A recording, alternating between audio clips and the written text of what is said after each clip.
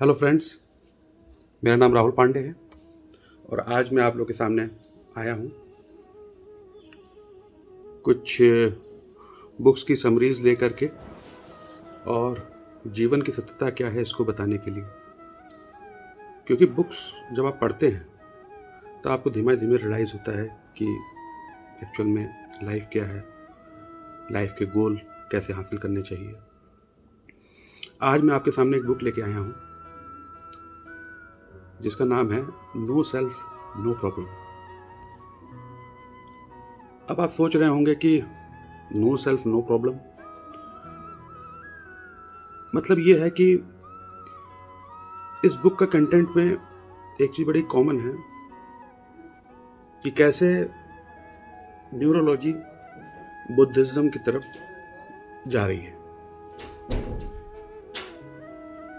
Neurology in the sense हमारा brain, बुद्धोलॉजी भी एक ब्रेन के को मेडिटेट करने के लिए, इसको कंट्रोल करने के लिए है। तो जैसे इस बुक में बताया गया है कि हमारे ब्रेन के दो पार्ट होते हैं, एक होता है लेफ्ट ब्रेन, एक होता है right brain. Left brain is the logical brain and right brain is the emotional और फीलिंग ब्रेन। कैसे हम लोग किसी चीज़ को लॉजिकल जब हम सोचते हैं, यानी कि साइंस, मैथमेटिक्स या कोई भी तर्क वितर्क जब भी हम करते हैं तो वो हमारा लॉजिकल ब्रेन उस वक्त फंक्शन कर रहा होता है। और जब हम किसी इमोशंस में होते हैं या फीलिंग में होते हैं, समथिंग क्रिएटिविटी, आर्ट में जब होते हैं, तो हमारा राइट ब्रेन फंक्शन कर रहा होता है। फॉर एग्जांपल मैं बताना चाहूँगा, जैसे कोई जब हम गाना सुनते हैं, सॉन्ग सुनते हैं, तो उसके जो वर्ड्स होते हैं वो हमारा लेफ्ट ब्रेन सुनता है, और जो उसकी धुन होती है, उसका जो म्यूज़िक होता है, वो हमारा राइट ब्रेन सुनता है। उसी के साथ मैं आपको बताना चाहूँगा कि राइट ब्रेन की मेमोरी लगभग 98% होती है और लेफ्ट ब्रेन की मेमोरी लगभग 15% के आसपास होती है। शायद यही वजह है कि जब आप कोई पुराना गाना रिकॉल करना चाहते हैं तो बस आपको उस गाने की धुन ही याद आती है। कभी सोचिएगा कि कभी आप पुराना गाना जब रिकॉल करते हैं तो आप कहते हैं ला ला ला ला ला। जी हाँ दोस्तों, तो इसका मतलब ये है कि हमें वो चूँकि 98% हमारी राइट माइंड की मेमोरी है, इसलिए हमें वो धुन याद रह जाती है, और वर्ड की मेमोरी चूँकि 15% की है, इसलिए हमें वर्ड वो भूल जाते हैं। तो दोस्तों, जो इंसान की आज के समय में सबसे बड़ी प्रॉब्लम है, क्या है? मैं, आई। इस बुक का टाइटल ही यही है, no self no love no problem, sorry. तो जो आई है, यानी कि मैं, ये रहता कहाँ है? Where is live? तो ये रहता है हमारे लेफ्ट ब्रेन में, और लेफ्ट ब्रेन में रह करके ये हमारी ज़िंदगी में अड़चने डालता है। जैसे आज सोचेंगे कि हमारी लाइफ में क्या क्या प्रॉब्लम्स हैं, तो हमारी लाइफ में प्रॉब्लम्स क्या हैं कि मैं ऐसा क्यों हूँ, मेरे साथ ऐसा क्यों हुआ, मैं ऐसा क्यों नहीं बन पाया, मैंने इतना पैसा क्यों नहीं कमा पाया, मेरे बच्चे ऐसे क्यों हैं, मेरे फ्रेंड्स ऐसे क्यों हैं, मैं मोटा क्यों हूँ, मैं पतला क्यों हूँ, मैं प्रेग्नेंट क्यों नहीं हूँ, मैं डफर क्यों हूँ, समथिंग, मेरे पास पैसा क्यों नहीं है। तो दोस्तों, सारी प्रॉब्लम्स मैं से शुरू होती है। आप कभी इस चीज़ पे थिंक कीजिएगा। तो आज की लाइफ में जो हमारी रैट रेस चल रही है, जो 95% लोग एक ही काम कर रहे हैं, यानी कि मैं सच कहूँ तो वो अपने लेफ्ट माइंड से का ज़्यादा यूज़ करते हैं। उससे क्या होता है कि हमारा राइट माइंड है, जो इमोशनल माइंड है, वो कहीं ना कहीं दबता चला जा रहा है, कहीं कहीं फीका पड़ता चला जा रहा है। इसलिए ये जो आधा हमारा दिमाग है, लेफ्ट वाला, ये हमारी ज़िंदगी में एक ऐसा मायाजाल रचता है कि हमारी ज़िंदगी को तहस नहस कर देता है। तो फ्रेंड्स, अब बात आती है कि किया क्या जाए, कि राइट माइंड को कैसे जागृत किया जाए।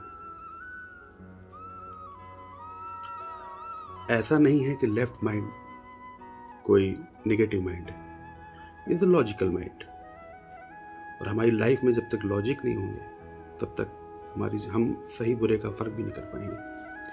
लेकिन प्रॉब्लम यह है कि हम हर जगह लॉजिक लगाने लगते हैं, अच्छी चीज़ों में भी लॉजिक लगाने लगते हैं। तो उससे क्या होता है कि हमारी लाइफ बहुत कॉम्प्लिकेटेड होती जाती है, हमें कुछ भी अच्छा नहीं लगता। उसने मेरे साथ ऐसा क्यों किया, मैं समथिंग जो भी है। तो बात कुल मिला के मैं ये कहना चाहता हूँ कि बात आती है कि कैसे आप अपने राइट माइंड को जागृत कीजिए। उसको जागृत करने के लिए क्या करना होगा, उसके बारे में अब बताता हूँ मैं आपको। दया, करुणा, आभार, ये कुछ ऐसे वर्ड्स हैं, ग्रेटिट्यूड, ये सब कुछ ऐसे वर्ड हैं जो आपको अपनी ज़िंदगी में आत्मसात करने पड़ेंगे। क्योंकि अगर आप किसी को, जैसे आप क्षमा नहीं करते हो, तो आप वो जो नेगेटिव थॉट्स हैं या जो भी उसके प्रति जहर है, वो आपके अंदर ही रहेगा।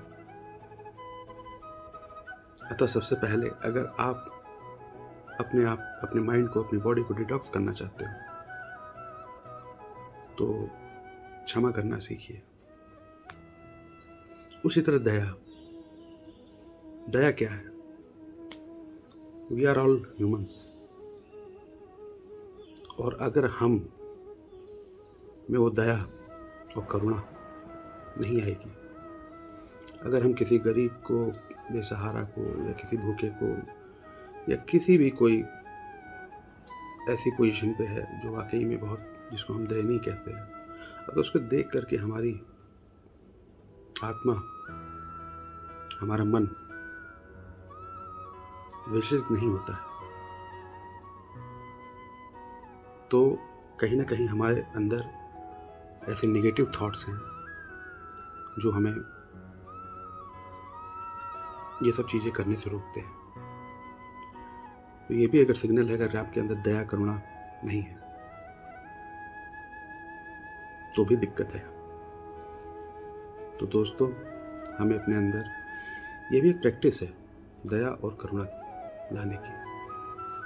चीज़ों को देखिए, चीज़ों को समझिए, चीज़ों को महसूस करिए। ग्रैटिट्यूड, आभार। लाइफ में जब से हम पैदा हुए हैं तब से लेकर आज तक हम सिर्फ और सिर्फ चीज़ों का उपभोग करते आए, चीज़ों को यूज़ करते आए, परंतु शायद ही हम लोगों को कभी अपनी बिजी लाइफ में जो हम पाते जाते हैं या जिनका हम उपयोग करते जाते हैं, उपभोग करते जाते हैं, यूज़ करते जाते हैं, उनके प्रति आभार प्रकट कर पाते हैं। किसी ने हमारी हेल्प की, चलता है, कुछ भी हमें मिला, ये तो है। तो ऐसे करने से आप कहीं ना कहीं एक जल्दबाजी में होते हैं, एक इगोइज्म में होते हैं, और आपके अंदर वो जो सॉफ्ट फीलिंग है, वो जो पॉजिटिविटी है, वो नहीं आ पाती। अतः आपको अगर लाइफ में सक्सेसफुल होना है तो जो आपको मिला है उसके प्रति आपको आभार रखना पड़ेगा। थैंक यू एक ऐसा वर्ड है भाई साहब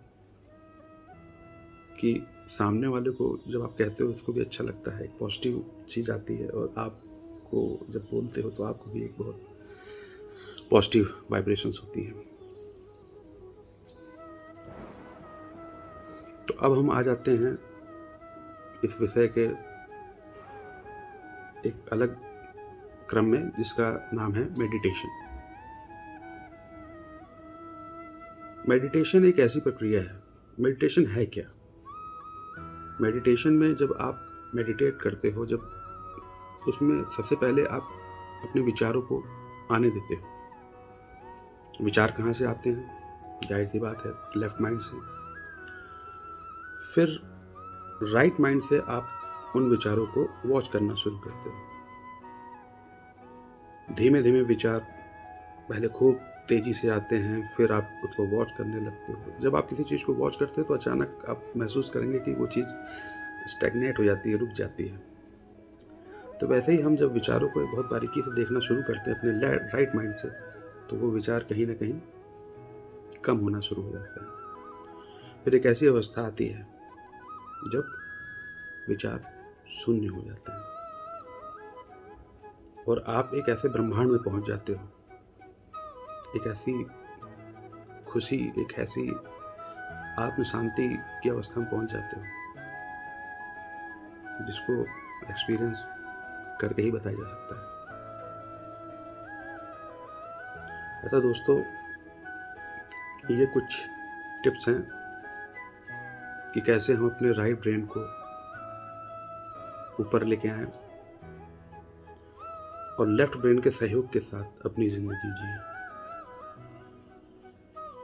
अतः आप सब मेरे प्यारे भाइयों बहनों से बस एक ही गुजारिश है कि अपनी लाइफ में जितने से ज़्यादा आप दया, करुणा, आभार लेके आएंगे, उतनी ही ज़्यादा आपकी लाइफ गुले गुलजार होगी। इसी के साथ मुझे विदा दीजिए। मैं राहुल पांडे नेक्स्ट वीडियो में आपके लिए कुछ नया लेके आऊँगा। धन्यवाद।